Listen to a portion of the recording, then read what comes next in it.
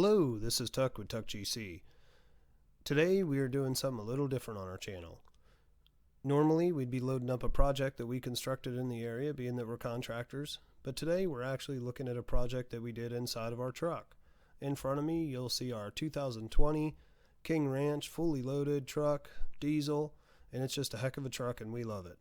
We spend about 12 hours a day in this truck, so we really wanted to do a nice stereo build in it. Now, we told the folks over Electronic Plus that we would give them a shout out, and that's part of the purpose of this video, is to showcase their work. But we're also making this video for anybody in the market that may be looking at JL audio equipment, their VXi amps, any of their digital networking hubs, C7 component speakers, all the nice stuff that JL Audio has to offer. So if you're one of those people, please carry on and watch this video. It's going to be a little long, but it should give you some really good details about installing in one of these new trucks, specifically the F350, and then the components themselves. And you may ask, why are we doing this in our work truck? You know, for us, we spend about 12 hours a day in this truck. It is our office, and there's nothing better than cranking up some good music to unwind. We deal with a very stressful job, a lot of high stress, and when we can just take our drives around the area, when we put on 40,000 miles a year, we like to jam out to some tunes to relax and unwind. So I hope you enjoy the video. Thanks for watching. Let's hop inside and see what we got here. All right, now that we're in the truck, the first thing you'll see is these gorgeous pods right there. Really nice. Now, keep in mind, when I'm talking in this video, I'm going to say things like, we did this, we did that. Yes, I was involved, but remember, I'm not taking credit for any of this work. Electronics Plus pulled this together. Omar specifically did all the custom work on the boxes, and I can't thank them enough for their craftsmanship and their dedication they put in this truck. I guarantee you with the time they put in, they didn't make the money that they'd like to on a job, but they did get to be involved with something cool and different. So keep that in mind. You know, the other thing I want to state with these trucks is if you're doing, or any vehicle that's a new vehicle, 2020, you know, brand new off the year, you're going to run into some challenges. Now, we were in the middle of a pandemic. I mean, we installed the system in the heat of it. So first of all, there was no research and development going on in the community. Brand new truck, limited supplies on parts, trucks, everything. Everybody knows what's going on. I'm not going to dwell on that. But there wasn't, you know, a lot of options. So we had to really work through this and find ways to get it done.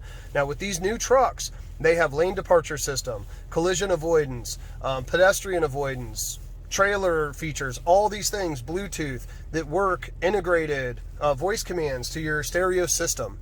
And if you do it, let's call it the old-fashioned way, where you can just take some of the high wires, into a high pass, into a crossover, or tap in and do an RCA conversion. I mean, yes, that gets the sound out, but you're going to lose the functionality of the head unit. You know, we can't change these head units like we did in the past, where you just rip it out and put in an Alpine that's better. I mean, this is the brains to the truck. It does everything. I'm not trying to go that far. I don't want to lose all that functionality. So basically, we're stuck with the head unit. So the only way to get that full conversion into the system, integration into the system, and also have the best sound is to use some sort of digital sound processor that converts the factory sound, retains the factory integration, and produces 100% digital signal. So that is what we were going for. That's part of the reason I was pushed to JL. I love JL. I've been a fan my whole life. But when I found out that they had fully networkable network hubs that tied all the amplifiers together with a digital signal and a communication cable like Cat5, Cat6, when I realized that and saw no latency, the simplified programming, all these things that go into it, I was sold, and that's what I wanted to do. We wanted to be kind of on the cutting edge, if you will. So this is on the cutting edge. So just keep in mind, if you're going to do one of these builds, you're going to need that DSP. And this year, there was none available. Rockford Fosgate had one that worked with the 19 Ford, would not work with the 20. The only one we could find on the market at the time, now this was 7-8 months ago, might be different now, but at the time, the only one available was Nav Audio, Zen TV.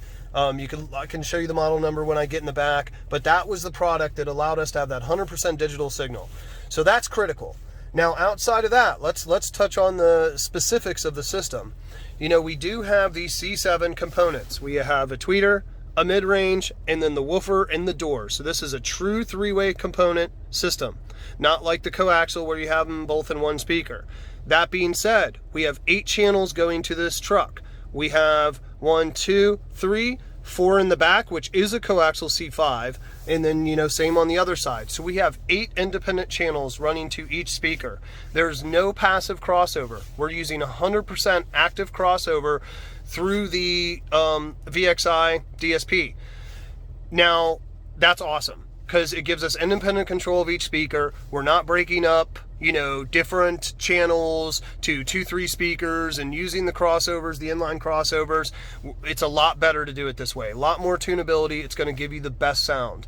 So again, we went high end with this. It's just simple. We really wanted a stock look. I mean, look at how great that looks. I mean, that is the same material as the dashboard, custom molded in place there. If you would have seen what went into this, I mean, this whole area taped off, multiple layers of fiberglass. I mean, that was crazy. There's so much work in these pods, almost 20 hours. And then right here, you know, you see how we got the little chrome wrap, same look there, you know, chrome with the black, same look there. It fully looks integrated, and quite frankly, my wife has rode in this truck for 15,000 miles before the stereo and 10,000 miles after, and never noticed a difference. So that's a testament to how awesome they are. Now let's take a look in the back at what we have, and then we're going to get into some sound here and some other things. Right, looking in the backs, don't mind the cable. That's just because we're going to show you the tuning here in a second. But, you know, we really wanted this to have a factory look, like I've said.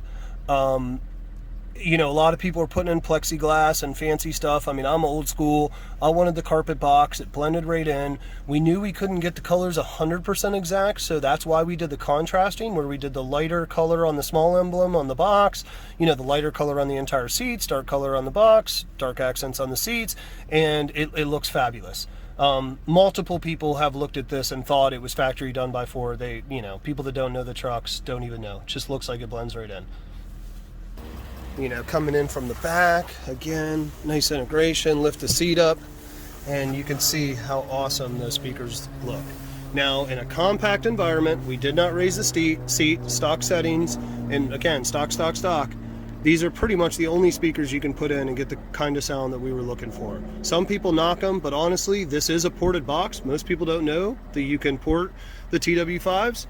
All that space that goes underneath both seats all the way over there is used for the airspace, and the proper calculation was done, and these things slam harder than I'll ever need. I have the amp pretty much on flat gain, and they slam. Don't need anything else. I'm usually turning the bass dial down.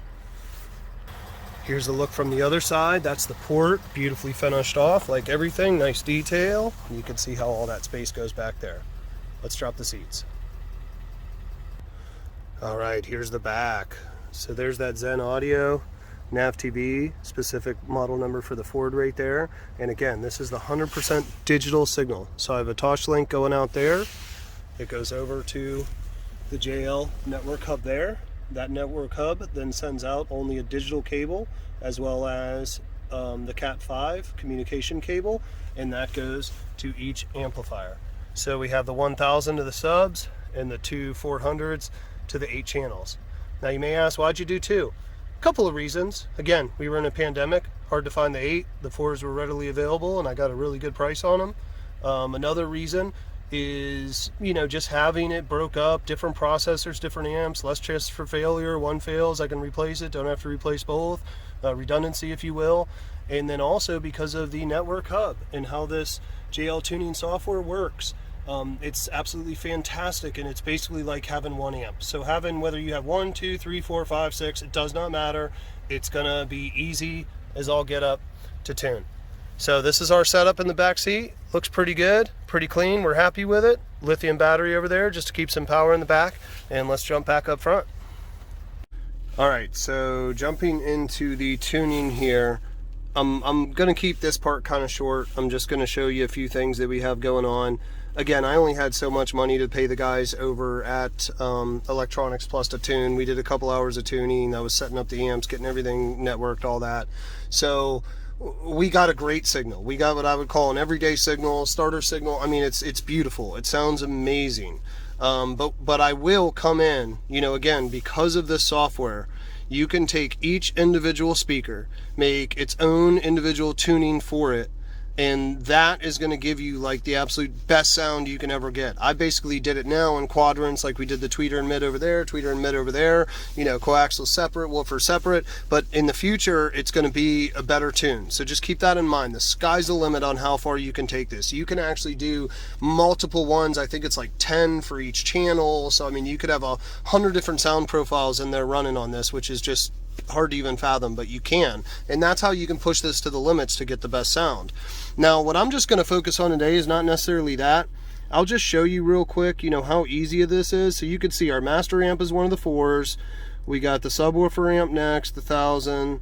Down below, we have the other 400. You know, if we're in this 400 right now, if I come into the tuning section, it's very easy to come in here and measure all the distances to the speakers, set up all your crossover points, you know, do all your tuning, and do all your level adjustments. Very, very easy. This is a mild tune. We have the levels very low. We can go a lot higher on this. You know, come into the coaxial so you can see the tune on that, a little different because we just want filler sound on that. So these are just kind of filling from the back, kind of a crazy little tune. You know, and the woofer doesn't really need too much. It's only, since it's a component woofer, it's staying between some pretty low areas. I mean, it doesn't need much. So we did a little tune there. Again, that could get better with time. So all this stuff, again, the point is everything is here within one network location. Everything's done electronically through the computer, and it's just so much simpler, but yet still so much more sophisticated than what you would find, you know, just turning dials that you would on a crossover or something. So really cool. So let's listen to it. All right, so one of the best apps to use to listen to is definitely Tidal. If you pay money, you can get the higher quality hi-fi sound where pretty much everything in there's at least CD quality, and then there's a lot of tracks that are mastered. So if you're looking for premium sound, Tidal's the way to go. As you can see, USB-C, direct connection, so we're pretty much as good as we can get. Now let's come in here. I'm gonna start first. One of my favorite songs, especially for this truck, because it really just chests it, is the song Keith Don't Go. Now I know you guys on your end are probably never going to be able, ooh, we got the front off. Watch the difference when this changes. Oh, hello. So you're never going to be able to hear on your end what I'm hearing, the sound quality. You're just going to have to trust me on it. But you hear with these speakers every single noise. I mean, every single time his fingers hit the strings, every single time he drops on the bridge, I mean, you hear it. It's incredible. And yes, I did have the highest end Alpine speakers in before I put this in this car, and the JL smoke them. Smoke them.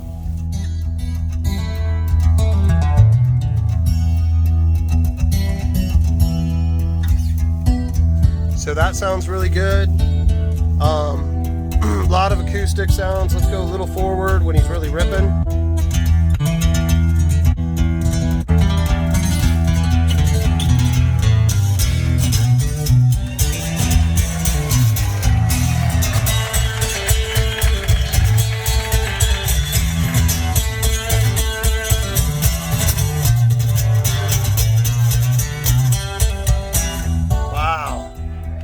Man, those mids and that bass, awesome. With that component woofer, crazy.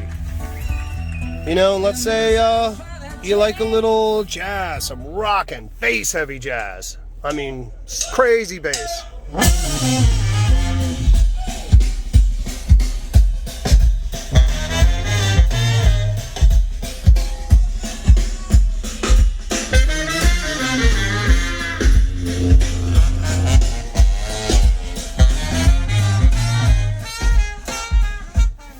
All right, what if you want a little hip hop? One song only.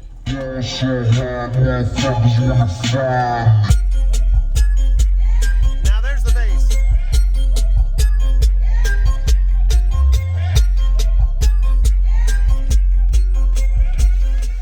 So in closing, Electronics Plus is awesome. The JL audio, C7s, TW5s, all VXi stuff is awesome. And if you get into a build like this, just do your research on how you want to get the sound in. Try to go all digital. Try to integrate with your factory systems. And I hope this video helps somebody out there. Take care.